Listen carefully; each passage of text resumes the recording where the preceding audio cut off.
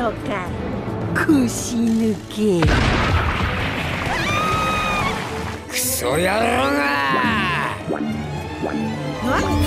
ンキー・ラディカル・ビーム。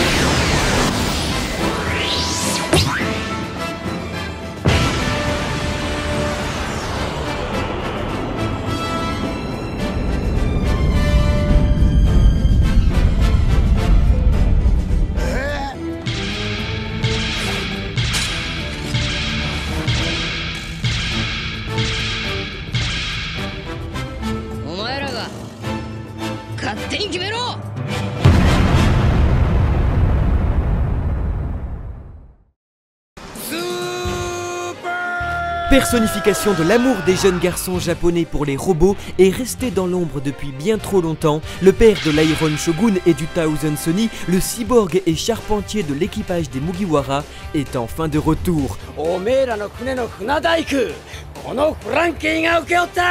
Prêt à affronter avec ses compagnons la plus grande menace que le monde n'ait jamais connue.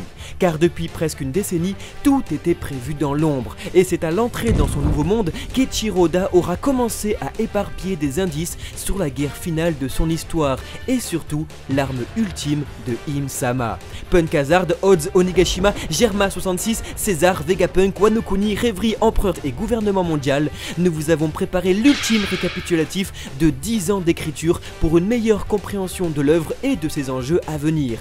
Alors si vous voulez nous encourager dans notre travail, vous pouvez d'ores et déjà vous abonner à la chaîne. On a dépassé les 400 000 abonnés et ça ne fait que grandir. Merci à tous ceux qui s'abonnent, on a de grandes choses de prévues pour vous remercier, alors rejoignez-nous. Vous êtes prêts? Voici notre analyse complète du 989e chapitre de One Piece.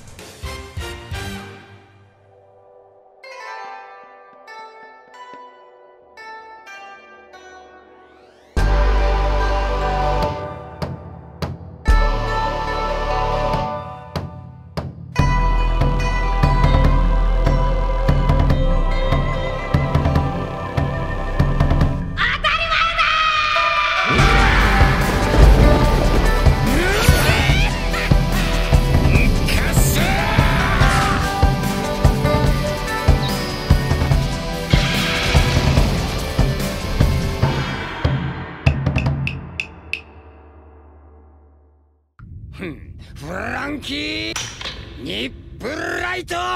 Cutie Flamme, alias Frankie comme ses tétons, brille à nouveau par un auteur qui n'oublie pas que sa famille est bel et bien composée de 10 membres. Magnifique double page nous replongeant 9 ans dans le passé, où sur la place Guillaume-Corde, le 1er août 2011, Eiichiro Oda nous présentait ses protagonistes principaux prêts à en découdre sur une seule et même page. Ainsi, les grands absents de Totland sont mis en avant et surtout plus que jamais déterminés, en commençant par le grand frère du groupe, rappelant à sa petite sœur la véritable ambition du chapeau de paille, en annonçant à son tour que Monkey D. Luffy est celui qui deviendra le roi des pirates, en plus de protéger ses petits frères en proie aux Numbers, permettant sa transformation en Iron Shogun et par la même occasion le retour de Sop et Chopper, qui plus que jamais risquent de réaliser le mensonge du long nez du chapitre 222, affirmant à Chopper avoir déjà affronté 10 géants. しかしあの怪物はでかかったな。もう会いたくないや。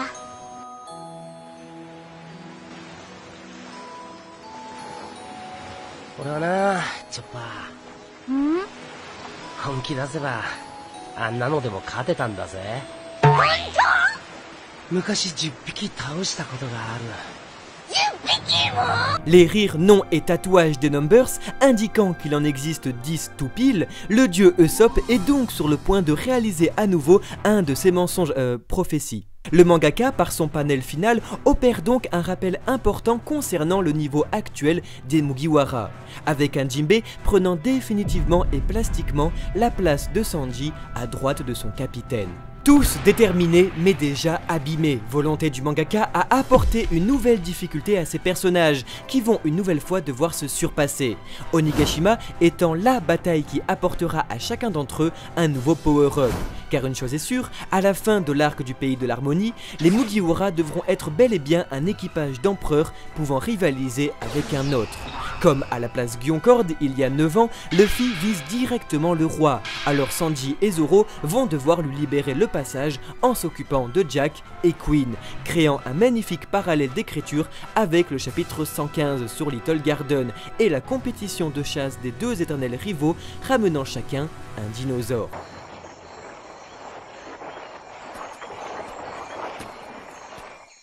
Zoro, Sanji. Ainsi, la Jambe Noire qui semble s'intéresser à affronter l'armée de King pourrait donc s'occuper des mêmes Smile volants déjà aperçus attaquant le Sunny au chapitre 959. Parfait échauffement pour Steels Black et son Gepu pour ensuite affronter Queen, l'homme qui porte le nom de reine, tel Ivankov ou Bon-Clé, loufoque mais très puissant. Alors que le sérieux excessif de King semble être destiné à rencontrer celui de Zoro et sa nouvelle lame Enma. Plus encore, Zoro semble également destiné à couper Kaido pour rendre hommage à la lame d'Oden tout en perpétuant la volonté de Ryuma, le tueur de dragons. Un équipage qui n'a donc pas froid aux yeux devant des empereurs. Alors, le courage de Franky sera accompagné par la grâce de Robin et la force du paladin des mers, humiliant une nouvelle fois l'impératrice pirate qui de chapitre en chapitre devient un comique de répétition. L'acharnement d'un auteur qui ne ferait étrangement jamais subir ce traitement à ses autres empereurs. En effet, il serait très étonnant de voir la puissance de Barbe Blanche, le charisme de Shanks, la malice de Teach ou l'invulnérabilité de Kaido se faire autant ridiculiser par les 10 protagonistes principaux de l'œuvre. Ainsi, Charlotte Lin Lin devient le souffre-douleur des Mugiwara et le clown des empereurs.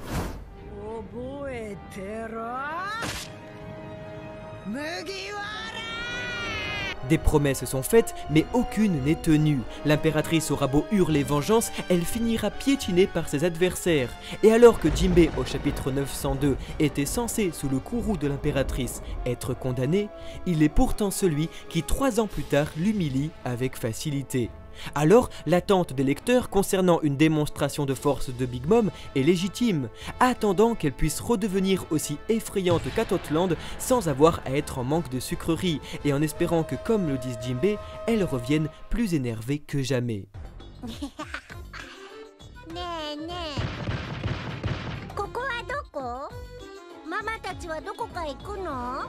Charlotte Lin Lin, faible d'esprit, amnésique, boulimique, qui dans un tableau Neketsu souffre la comparaison avec les autres de son rang, faisant que les personnages, comme les lecteurs, n'arrivent plus à avoir peur d'elle. Seulement, si l'écriture du mangaka rend son personnage ridicule, il n'en subit pourtant aucun dégât, en restant un enfant invulnérable qui aura vu son enfance dérobée et toute sa vie manipulée, mais qui n'aura presque jamais saigné. On peut se moquer, l'humilier, la ridiculiser, mais pas la battre. Par conséquent, Charlotte Lin Lin n'a encore jamais gagné, mais également jamais perdu. L'écriture et la complexité du personnage permettant à la saga des 4 empereurs de gagner en profondeur, et surtout là pour appuyer la cohésion chez les Mugiwara qui seuls ne pourraient jamais l'approcher.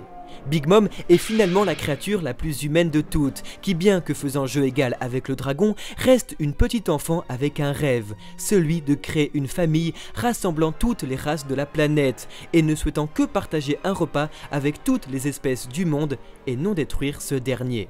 Malheureusement, 3 races sont manquantes pour que l'impératrice réalise son rêve.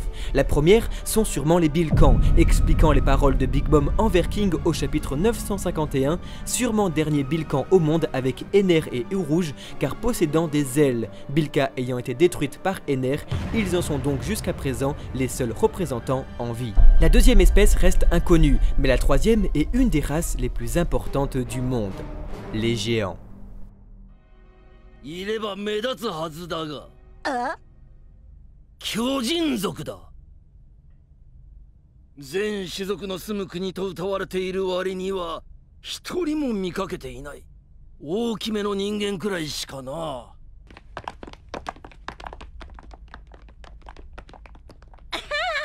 そうかい？ Rappelez-vous, pour obtenir cette race et ainsi la puissance d'Elbaf pour devenir reine des pirates, Big Mom aura déjà tenté de marier sa 23e fille Laura au prince des géants Loki. Cependant, le mariage étant annulé après la fugue de Laura qui voulait trouver un mari de son choix, l'impératrice décida alors d'engager le scientifique fou Caesar Clown, qui dans l'ombre du Joker est caché à Penkhazard, escroqua son employeur et détourna les fonds destinés à la recherche scientifique concernant la géantification pour son plus grand plaisir personnel, sans jamais réussir à fabriquer une drogue permettant à des êtres humains de devenir géants sans effet secondaire. 俺は天才科学者。初めから結果は分かってた。このババアの言う魔法のように人を巨大化する薬なんてどう考えたって不可能な技術だ。 Mais Big Mom n'était pas la seule intéressée par le processus de géantification artificielle. Deux autres acteurs politiques très importants voulaient l'obtenir. Le premier est le gouvernement mondial, qui comme précisé par Trafalgar Law au chapitre 668, cherche depuis très longtemps à créer des soldats géants sur l'île de Penkhazard. Les soldats étant présentés sur le papier comme dans l'animé, non pas comme des simples géants, mais bien comme des tireurs de continents. Le deuxième acteur, quant à lui, est Kaido.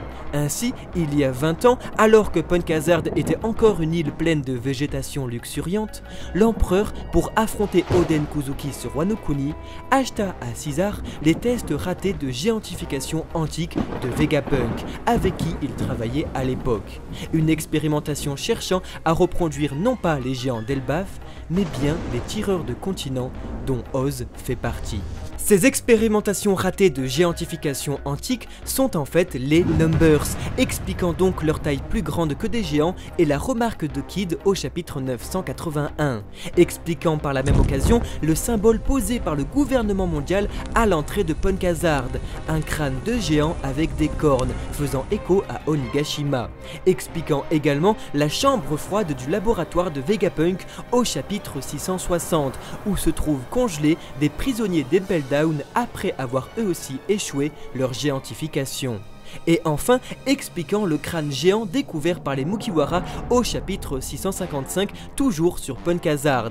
Robin confirmant que le crâne n'étant pas celui d'un géant, mais bien d'une créature encore plus grande. Liant une nouvelle fois Kaido à la lignée des tireurs de continents, dont un est à l'origine même de l'archipel de Wano Kuni en ayant rassemblé 5 îles au climat différent et qui habitaient il y a des milliers d'années l'île du démon Onigashima, où repose aujourd'hui son crâne, dont Kaido, sûrement dernier héritier de la lignée, en a fait son repère. 16 ans plus tard, sur Penkhazard, alors que la marine réclamait une arme capable de tuer tous les pirates, Caesar testa une arme de destruction massive sur l'île qui fut mise en quarantaine pendant 2 ans avant d'être finalement utilisée comme arène pour l'affrontement d'Akainu contre Aokiji qui transforma une nouvelle fois l'île. L'arme étant si peu précise et causant beaucoup de dégâts collatéraux, le projet fut abandonné et Caesar arrêté par le gouvernement mondial.